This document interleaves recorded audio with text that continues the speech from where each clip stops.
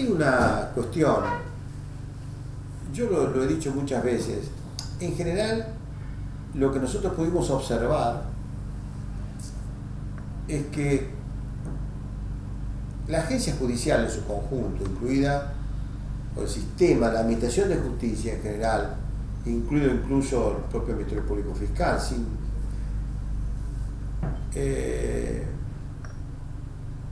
no tenían un fuerte compromiso de avanzar en las investigaciones, no se advertía eso. Naturalmente, en las razones, la hemos denunciado públicamente, hemos señalado claramente que el propio Poder Judicial tenía en sus cuadros, en sus estructuras, muchos funcionarios y magistrados que venían arrastrando en su historia, en algunos casos, su colaboración directa con lo que fue la dictadura. Y en otros había un sesgo ideológico muy claro también, que con lo cual mantenían vigente en su propia concepción algunos la teoría de los dos demonios, pero básicamente la vigencia tenía que ver con la mirada hacia el pasado, es decir, la falta de compromiso que ellos tenían tenía que ver con esa línea de pensamiento, que incluso aún hoy nosotros seguimos observando. Un ejemplo claro de eso es la cantidad de jueces que hoy están siendo juzgados en las causas, porque habían tenido intervención en la época de los hechos.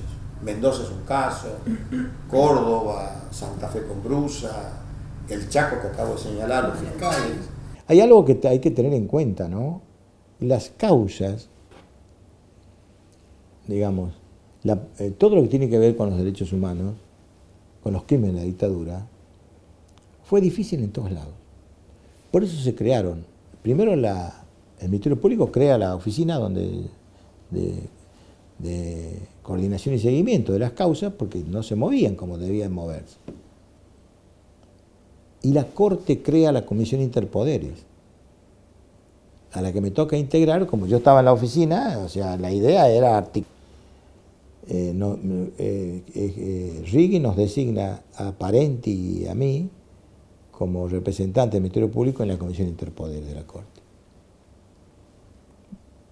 Fue difícil, muy difícil. De hecho, las razones, después saltaron todas a la vista, o sea, yo decía, son jueces de sus propios pleitos, porque claro, teníamos en Mendoza a Romano, a Milet, que eran integrantes de la Cámara Federal de Mendoza, que tenía a su vez el rol de contralor de la jurisdicción. ¿Qué van a controlar si ellos estaban ahí dando vueltas sobre el expediente como posibles imputados? Un hecho anecdótico nos pasó a nosotros con Parenti en Mendoza. Fuimos a hablar con uno de los jueces porque denunciamos que la ciudad de Mendoza, la jurisdicción de Mendoza, las causas no avanzaban. Uno no nos atendió uno solo que creo que falleció en un accidente después, pero que fue juzgado. Si mal no recuerdo, el apellido era Pereira González. Con él fuimos a hablar,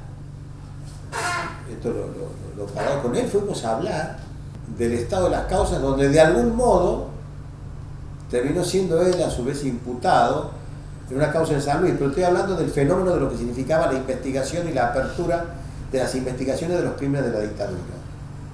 Claro, y eran nuestros interlocutores, o sea, no era... Desde ya, quizás con cierta ingenuidad fuimos nosotros, pensando que podían colaborar